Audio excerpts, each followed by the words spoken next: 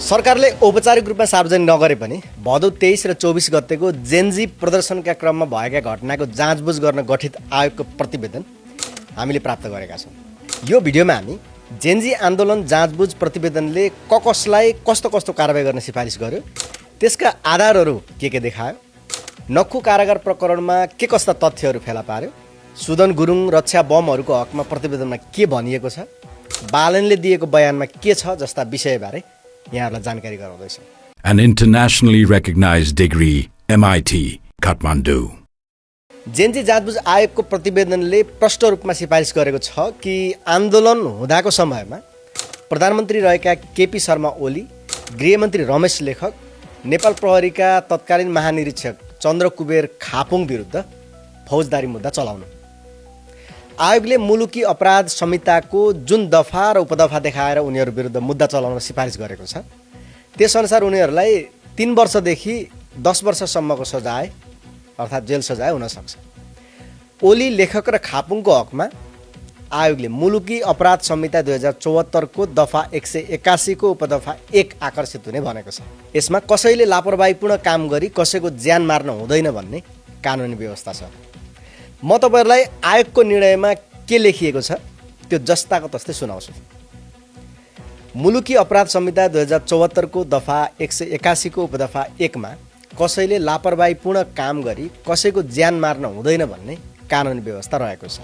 उपदफा 2 मा उपदफा 1 बमोजिम कसुर गर्ने व्यक्तिलाई दफा 177 को ज्यान मार्ने नियतले कुनै काम गर्न नहुने, दफा 178 को ज्यान जान सक्ने काम गर्न नहुने र दफा 179 को गम्भीर उत्तेजना र रिसको आवेशबाट ज्यान लिन नहुने, यी 3 अवस्थामा बाहेक केही माथि उल्लेखित 3 पदाधिकारीहरूको सम्बन्धमा यो दफा 181 को प्रावधान अनुसार लापरवाही र सोही संहिताको दफा 182 अनुसार हेलचेक्राइ गरी ज्यान मार्न नहुने प्रावधान अनुसार प्रहरीको गोलीले जेनजी प्रदर्शनकारीको ज्यान मर्न थालेपछि झन्डै 4 घण्टासम्म गोली नरोकेर हेलचेक्राइ पूर्ण क्रियाकलाप गरेको पनि अवस्था देखिन आयो।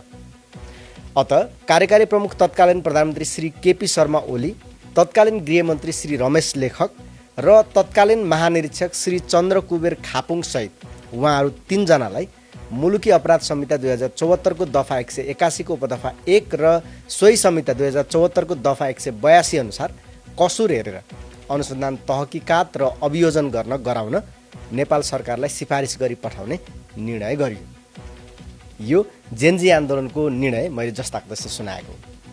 आयोगले सिफारिस गरेको कसुरमा के कस्तो कारबाहीको व्यवस्था रहेछ त भनेर हामीले मुलुकी फौजदारी संहिता 2074 पल्टाएर हेर्यौँ। दफा 181 र 182 लाई देखाएर आयोगले ओली, लेखक र खापुङलाई 3 देखि 10 वर्षसम्म जेल सजाय हुने गरी कारबाही सिफारिस गरेको देखियो। यो भयो जेनजी आन्दोलन हुँदाको समयमा प्रधानमन्त्री रहेका केपी ओली, गृहमन्त्री रमेश लेखक र प्रहरी महानिरीक्षक चन्द्र कुबेर खापुङलाई कस्तो कारबाही गर्ने भनेर आयोगले गरेको निर्णय वा सिफारिस। तत्कालीन गृह सचिव गोकर्णमणि दुवाडी, सशस्त्र प्रहरी बल नेपालका महानिरीक्षक राजु अरियाल, राष्ट्रिय अनुसन्धान विभागका तत्कालीन प्रमुख हुतराज थापा र काठमाडौँका सिडिओ छविलाल रिजाल विरुद्ध पनि फौजदारी मुद्दा चलाउन सिफारिस गरिएको छ।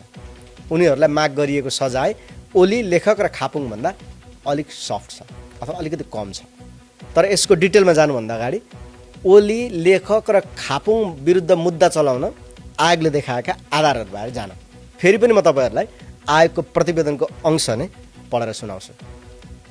सरकार विरोधी वा कुनै पनि प्रदर्शनमा अन्तिम बल प्रयोग भनेको धातुको गोली प्रहार हो। यसलाई अन्तिम विकल्पको रूपमा मात्र लिनुपर्ने गहन दायित्व पनि उनीहरूकै हो।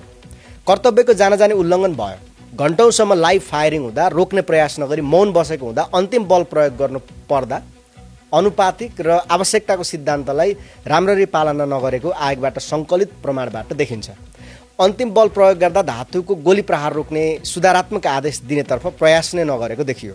23 गते मात्र 17 जना संसद परिसर बाहिर मारिएकामा आफूलाई घटनाहरूका सम्बन्धमा थाहा नभएको भनी दायित्वबाट पन्छिन खोज्नु सिद्धान्त त मिल्ने देखिएन।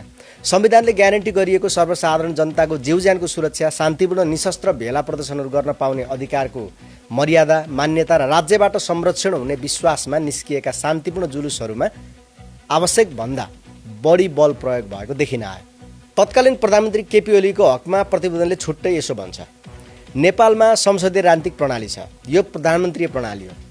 प्रधानमन्त्रीले संसद भवन परिसर बाहिर लगभग 4 घण्टा गोली चलिरहँदा पनि केहीको मृत्यु र सयौं सङ्ख्यामा घाइते भइसकेको अवस्थामा पनि राज्यका सबै नागरिकको अभिभावकको जिम्मेवारी र दायित्व भएका पदाधिकारीको हैसियतले थप मानवीय क्षतिलाई रोक्न प्रयास नगर्नु प्रधानमन्त्रीको ठूलो कमजोरी हो। तत्कालीन प्रधानमन्त्री केपी ओलीले यसै घटनाको सम्बन्धमा जाँचबुझको क्रममा आयोगले सोधेका घटना सम्बन्धी सबै प्रश्नहरूको जवाफ दिनु भएन। एससीईका विद्यार्थी र फिल्डका प्रहरीलाई सोध्ने प्रश्न भनेर जवाफ दिन असहयोग गर्नुभयो। गृह प्रशासन सुरक्षा निकायका प्रमुखहरू र समग्रमा शान्ति सुरक्षाको सम्पूर्ण दायित्व भएका गृहमन्त्री रमेश लेखक र देशको कार्यकारिणी प्रमुख रहेका प्रधानमन्त्री केपी ओलीले 23 गते दिउँसो नै बढी मानवीय क्षति रोक्नेतिर कुनै पहलको प्रयाससम्म गरेको देखिएन। भदौ 23 गते घटना भएको दिउँसो 2 बजे नै बैठक बोलाइए पनि प्रधानमन्त्रीले राति 10 बजेपछि मात्र राष्ट्रिय सुरक्षा परिषदको बैठक बसालेको देखियो, जबकि दिउँसो 1 बजे नै थुप्रै मानवीय क्षति भइसकेको थियो। नजिकका अस्पतालहरू गोली लागेका सयौं घाइतेले भरिसकेका थिए। माथि विवेचना र विश्लेषण गरिएअनुसार गोली हान्न आदेश नदिएको, पूर्व मनसाय राखेर हत्या गरेको खालको वारदात नभए पनि सुरक्षा बलले गोली चलाएर केही प्रदर्शनकारीको हताहत र घाइते भएपछि गोली फायर रोकाउनेतिर प्रयास नै नगरी निजहरूको लापरवाहीपूर्ण कार्य गरेको कारणले किशोर किशोरीहरूको समेत ज्यान मर्न गएको देखिन आयो। त्यसैले भदौ 23 को घटनामा लापरवाही र हेलचेक्राइ गरेको कारणले किशोर किशोरीहरूको समेत ज्यान मराउन गएकोमा उहाँहरू जिम्मेवार देखिन आयो। भदौ 23 गते संसद भवन परिसरभित्र प्रदर्शनकारीले भदौ 24 गतेमा जस्तो प्रहरीमाथि आक्रमण गरेको, हतियार खोसेको र संसद भवनमा आगो नै लगाएको अवस्था थिएन। संसद भवन परिसर बाहिर सर्वसाधारण हिँड्ने सार्वजनिक स्थानहरूमा रहेका प्रदर्शनकारीहरूले इटा ढुङ्गा प्रहार गरेका र संसद भवनको दक्षिण ढोकासँगैको कोठामा आगो लगाएका थिए। संसद भवन आगो लगाउन अगाडि बढेका पनि थिएनन्। यस्तो अवस्थामा सुरक्षाका अन्य प्रक्रियाहरू अपनाएर जानुपर्ने थियो। गोली चलेर हताहत हुन थालेपछि शान्ति र व्यवस्था कायम गराउन अन्य कदम चाल्नेतिर लागेको पनि देखिन आएन। परिणाम त त्यसै दिन 17 जना र त्यही स्थानमा गोली लागेका 12 जनाको पछि मृत्यु हुन गयो। भदौ 23 गतेकै जरियाले 24 गतेको घटना घट्न गयो। यो घटनामा जम्मा 76 जनाको मृत्यु हुन गयो। देश जल्नु, लुटपाट हुनु र मृत्यु हुन जानुको कारण नै सरकारले 23 गतेको घटनामा गोली हान्न नरोक्नु र 24 गतेको लागि पनि सुरक्षाका कदम नचाल्नुबाट नै सबै घटना सिलसिलेवार रूपमा घट्न गएको देखिन आयो। भदौ 23 गते गोली प्रहारबाट केहीको मृत्यु भइसकेपछि पनि गोली रोक्नतिर तत्कालीन प्रधानमन्त्री लगायत कुनै पनि पदाधिकारीहरू अग्रसर नभई लापरवाहीपूर्ण र हेलचेक्राइपूर्ण क्रियाकलाप तथा व्यवहार गरेका कारणले नै अत्याधिक मानवीय क्षति हुन गयो। 2082 भदौ 23 गते बानेश्वर संसद परिसर बाहिर प्रहरीको गोलीबाट प्रदर्शनकारीहरूको मृत्यु भएको सम्बन्धमा माथि विवेचना गरिसकिएकै छ। मुलुकी अपराध संहिता 2074 को दफा 181 को उपदफा 1 मा कसैले लापरवाहीपूर्ण काम गरी कसैको ज्यान मार्न हुँदैन भन्ने कानुनी व्यवस्था रहेको छ। उपदफा 2 मा उपदफा 1 बमोजिम कसुर गर्ने व्यक्तिलाई ज्यान मार्ने नियतले कुनै काम गर्न नहुने व्यवस्था रहेको 177, ज्यान जान सक्ने काम गर्न नहुने व्यवस्था रहेको 178 र गम्भीर उत्तेजना वा रिसको आवेशबाट ज्यान लिन नहुने व्यवस्था रहेको 179। यी 3 अवस्थामा बाहेक केही माथि उल्लेखित 3 पदाधिकारीहरूको समन्वयमा यो दफा 181 को प्रावधान अनुसार लापरवाही र सोही संहिताको दफा 182 अनुसार हेलचेक्राइ गरी ज्यान मार्न नहुने प्रावधान अनुसार प्रहरीको गोलीले जेन्जी प्रदर्शनकारीहरूको ज्यान मर्न थालेपछि झन्डै 4 घण्टासम्म गोली नरोकेर हेलचेक्राइ पूर्ण क्रियाकलाप गरेको पनि अवस्था देखिन आयो। अत कार्यकारी प्रमुख तत्कालीन प्रधानमन्त्री केपी शर्मा ओली, तत्कालीन गृहमन्त्री श्री रमेश लेखक र तत्कालीन प्रहरी महानिरीक्षक श्री चन्द्र कुबेर खापुङ सहित उहाँहरू 3 जनालाई मुलुकी अपराध संहिता 2074 को दफा 181 को दफा 1 र सोही संहिता 2074 को दफा 182 अनुसार कसुर हेरेर अनुसन्धान, तहकिकात र अभियोजन गर्न गराउन नेपाल सरकारलाई सिफारिस गरी पठाउने निर्णय गरियो। यो जेन्जी आन्दोलन जाँचबुझ आएको प्रतिवेदनको सार मैले यहाँहरूलाई पढेर सुनाएँ। केपी ओली, रमेश लेखक र चन्द्र कुबेर खापुङका सम्बन्धमा आयोगले के निर्णय गरेको छ भन्ने विषयमा अहिले जस्ताको जस्तै मैले यहाँहरूलाई पढेर सुनाएँ। आयोगले तत्कालीन गृह सचिव समेत 4 जनालाई पनि कारबाहीको सिफारिस गरेको छ। उनीहरूलाई पनि मुलुकी फौजदारी संहिता 2074 को दफा 182 बमोजिम कारबाही सिफारिस गरिएको छ। यो कसुरमा 3 वर्षसम्म जेल सजाय र 30,000 रुपैयाँसम्म जरिवाना हुन सक्छ। तत्कालीन गृह सचिव गोकर्णमणि दुवाडी, सशस्त्र प्रहरी बल नेपालका महानिरीक्षक राजु अरियाल, राष्ट्रिय अनुसन्धान विभागका तत्कालीन प्रमुख हुतराज थापा र काठमाडौँका सिडिओ छविलाल रिजाललाई फौजदारी संहिताको दफा 182 अनुसार कारबाही गर्न सिफारिस भएको छ। सुन्नुहोस् है, उनीहरूको हकमा प्रतिवेदनमा यसो भनिएको छ, जेन्जी समूहले आयोजना गरेको प्रदर्शनको क्रममा भएको मानवीय हत्या सम्बन्धमा कुन पदाधिकारीमाथि कुन कानुनको आरोप अथवा आधारमा आरोप लगाउन सकिने भन्ने सम्बन्धमा प्रत्येक पदाधिकारीको ओहदा अनुसारको जिम्मेवारी, दायित्व, सम्पादन गरेको कार्य समेतको आधारमा पद र जिम्मेवारी अनुसार जवाफदेही हुनुपर्ने स्थिति देखिन आयो। उनीहरूले गरेको हेलचेक्राइपूर्ण आदेश लगायत काम कारबाही गरेकोबाट ज्यान मार्ने मराउने कार्यमा संलग्न रहेको देखिन आयो। त्यसपछिका घटनामा संसद भवन परिसर क्षेत्रमा लगभग 4 घण्टासम्म प्रदर्शनकारी र प्रहरी बीच भिडन्त हुँदा गोली फायर रोक्न लगाएर शान्ति र व्यवस्था कायम गराउन सक्ने शासकीय अधिकारको उचित प्रयोगप्रति उदासीन रहेर अप्रत्यक्ष रूपमा प्रहरीको बल प्रयोगलाई समर्थन गरेको देखियो। 23 गते गोली प्रहारबाट केहीको मृत्यु भइसकेपछि पनि गोली रोक्न अग्रसर नभएकाले शान्ति कायम गराउनतिर कुनै पनि पदाधिकारीहरू लागेको देखिन आएन। सुरक्षा बलले गोली चलाएर केही प्रदर्शनकारीको हताहत र घाइते भएपछि गोली फायर रोकाउनेतिर प्रयास नै नगरी ज्यान मार्ने मराउने कार्यमा देशको कार्यकारी प्रमुख तत्कालीन प्रधानमन्त्री र तत्कालीन गृहमन्त्री लगायत पदाधिकारीहरूले समेत पुर्याउनु पर्ने होसियारी नपुर्याएका कारण हेलचेक्राइ गरी ज्यान मार्न मराउने कार्यमा पूर्ण रूपमा सहयोग र सहमति भएको देखिन आयो। 2082 भदौ 23 गतेको संसद परिसर क्षेत्र बानेश्वरमा घटेका घटनामा जवाफदेही हुनेहरू उप कुन अभियोग लाग्न सक्ने अवस्था छ र कुन कानुन लाग्ने हो भन्ने सम्बन्धमा हेर्नुपर्ने हुन आयो। त्यसतिर हेर्दा हतियार अवैध बल प्रयोगका लागि केही पदाधिकारीहरूका सम्बन्धमा मुलुकी अपराध संहिता अन्तर्गतको हेलचेक्राइ कसुरहरू आकर्षित हुन आउने देखियो। हेलचेक्राइको सम्बन्धमा माथि नै विवेचना भइसकेको छ। मुलुकी अपराध संहिता 2074 को दफा 182 मा हेलचेक्राइपूर्ण कुनै काम गरी कसैको ज्यान मार्न हुँदैन भन्ने प्रावधान रहेको छ। माथि विवेचना गरी अनुसार हेलचेक्राइ गरी ज्यान मार्न नहुने प्रावधान अनुसार प्रहरीको गोलीले जेन्जी प्रदर्शनकारीहरूको ज्यान मर्न थालेपछि झन्डै 4 घण्टासम्म गोली नरोकेर ज्यान मार्नमा सहमत गरेर हेलचेक्राइ अर्थात् नेग्लिजेन्स पूर्ण क्रियाकलाप गरेको देखिन आयो।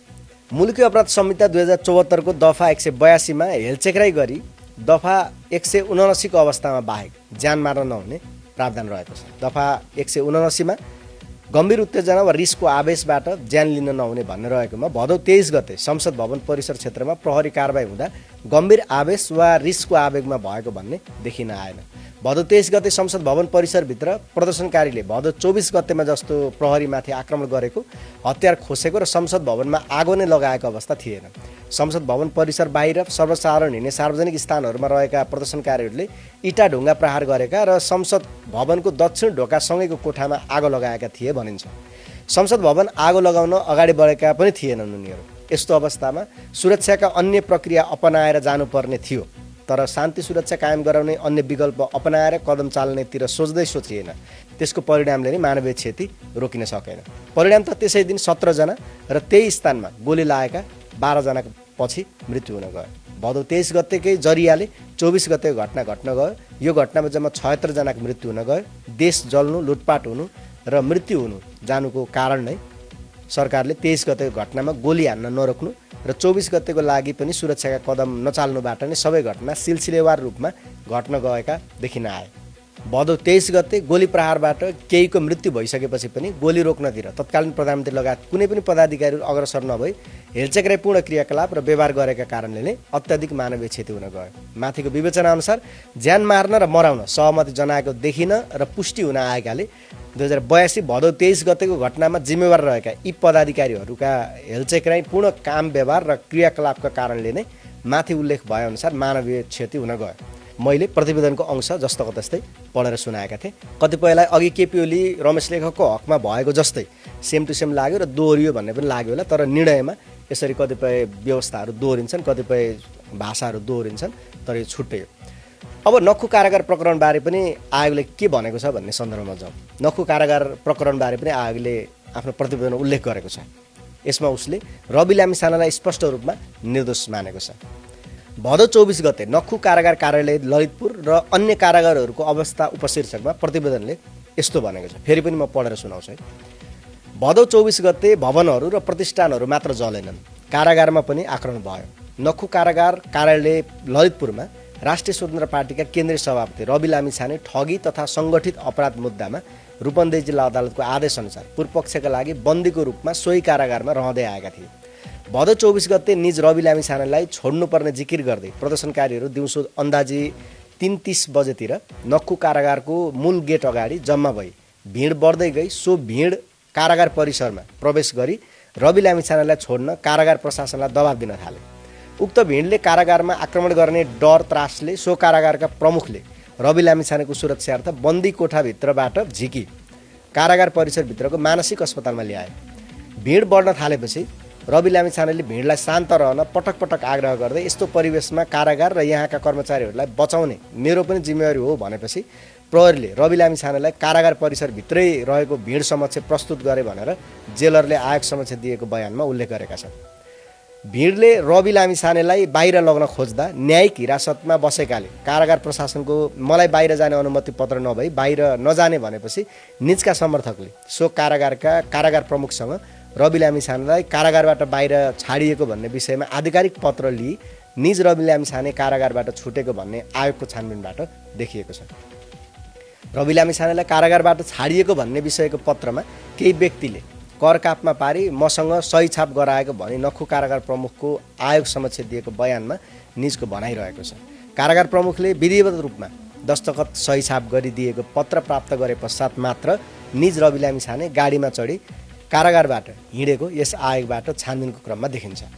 यो प्रतिवेदनमा भदौ 24 गतेको घटनालाई लिएर धेरै अनुसन्धान भएको देखिँदैन र प्रतिवेदनमै भनिएको छ भदौ 24 गतेको घटनामा अलि सूक्ष्म तरिकाले अनुसन्धान गर्नुपर्ने हुन्छ। आयोगका सदस्य विज्ञानराज शर्माको भनाइअनुसार भदौ 24 गतेको घटनाको अनुसन्धान गर्नका लागि यो प्रतिवेदनले अथवा यो आयोगले केही सहजीकरण गरिदिएको छ, सजिलो बनाइदिएको छ। तर भदौ 24 गतेको घटनालाई लिएर डिटेल अनुसन्धान भने यो प्रतिवेदनमा देखिँदैन। आयोगले डिटेल अनुसन्धान भने गरेको छैन। त्यसैले भदौ 24 गते देश जलेको घटनामा यो आयोग मौन जस्तो छ। त्यो घटनालाई लिएर कसैलाई पनि कारबाहीको सिफारिस गरेको देखिँदैन। अब लागौँ प्रतिवेदनमा काठमाडौँका तत्कालीन मेयर बालेन्द्र शाहले के भनेका छन्, कस्तो बयान दिएका छन् भन्ने सन्दर्भमा। बालनको बयान यस्तो छ प्रतिवेदनमा। 2082 साल भाद्र 23 र 24 गते म सरकारी निवास लैनचौरमा थिएँ। 23 गतेको शान्तिपूर्ण र्यालीमा मेरो समर्थन थियो तर आन्दोलनमा थिएन। व्यवसायी र रेस्टुरेन्टहरूले आग्रह गरेपछि महानगर प्रहरी बलले पानी वितरण गरेको हो। 23 गते स्थिति तनावपूर्ण हुँदै गएको बेलुका सञ्चार माध्यमबाट थाहा पाएँ। मेरो सामाजिक सञ्जालको अभिव्यक्तिले अनियन्त्रित आन्दोलनलाई शान्त पार्न मद्दत गर्यो। जनधनको रक्षाका लागि सामाजिक सञ्जाल मार्फत संयमता अपनाउन अपिल गरेको थिएँ। घटना पश्चात महानगर प्रहरी बल लगायत अन्य विभागहरूसँग समन्वय गरी घाइते र मृतकहरूको परिवारलाई तत्काल आवश्यक सहयोग प्रदान गरिएको हो। 24 गतेको घटना दुःखद थियो र 23 गते सरकारको अत्याधिक बल प्रयोग र आतंकवादी शैलीको नतिजा हुन सक्छ। 24 गते काम नपाले समयमै दमकल पठाएको थियो र महानगरभित्रका संरचना महानगरकै दमकलले नियन्त्रण गरेको हो। सम्माननीय राष्ट्रपति र सेनापतिको आग्रहमा मेरो आन्दोलनलाई शान्त पार्ने भूमिका रहेको थियो। तत्कालीन सरकारले अपराध र आतंकवादी क्रियाकलाप गरेको हो र सम्पूर्ण क्षतिको जिम्मा तत्कालीन सरकार र सहभागी दलले लिनुपर्छ। काठमाडौँ महानगरको फोहोर बोक्ने गाडी बन्चरे डाँडा जाँदै गर्दा अनावश्यक रोकेपछि विरोध स्वरूप मेटाफोरको रूपमा फेसबुकमा अभिव्यक्ति दिएकोमा जलाइदिन्छु शब्द प्रयोग भएको थियो। जेनजी आएको यो प्रतिवेदनमा 213 जनाको बयान छ। सीसी क्यामेरा, विभिन्न व्यक्तिले खिचेका सयौं फुटेज, सोसल मिडियामा प्रसारित भिडियो, फोटोका स्क्रिनसटको विश्लेषण पनि प्रतिवेदनमा गरिएको उल्लेख छ। प्रतिवेदन अनुसार भदौ 23 र 24 गतेको घटनामा 76 जनाको मृत्यु भएको थियो। 23 र 24 गते 20 जनाको मृत्यु भएको थियो। 24 पछि 36 जनाको मृत्यु भएको प्रतिवेदनमा उल्लेख छ। मृत्यु हुनेमा 5 महिला र 71 पुरुष गरी 76 जना छन्। यीमध्ये 51 जनाको मृत्यु गोली लागेर भएको थियो भने 3 जनाको मृत्यु प्रहरीको कुटपिटबाट भएको थियो। विभिन्न व्यावसायिक प्रतिष्ठान एवं स्थलमा 9 जना जलेर मरेका थिए भने 1 जना भारतीय नागरिकको हायत होटलको 4थो तल्लाको झ्यालबाट हाम फालेर मृत्यु भएको थियो। 1 जनाको मृत्युको अहिलेसम्म स्पष्ट कारण खोल्न सकेको छैन। मृत्यु हुनेमा 14 वर्षदेखि 29 वर्षभित्रका सबैभन्दा धेरै 35 जना रहेका छन्। 30 देखि 45 वर्षसम्मका 20, 46 देखि माथिका 9 र उमेर नखुलेका 12 जनाको मृत्यु भएको छ जेनजी आन्दोलनका क्रममा। भदौ 23 र 24 गतेको घटनामा प्रदर्शनकारीतर्फ 1328 जना घाइते भएका थिए। यीमध्ये 1325 जना उपचारपछि घर फर्केका छन् भने 3 जना अझै उपचाररत छन्। सुरक्षाकर्मीतर्फ भने 2068 जना घाइते भएकामा सबै उपचारपछि डिस्चार्ज भएका छन्। प्रतिवेदनबारे अरू कुरा हामी अर्को भिडियोमा लिएर आउनेछौँ। अहिलेलाई यति नै। शिलापत्रसँगै रहनुहोला।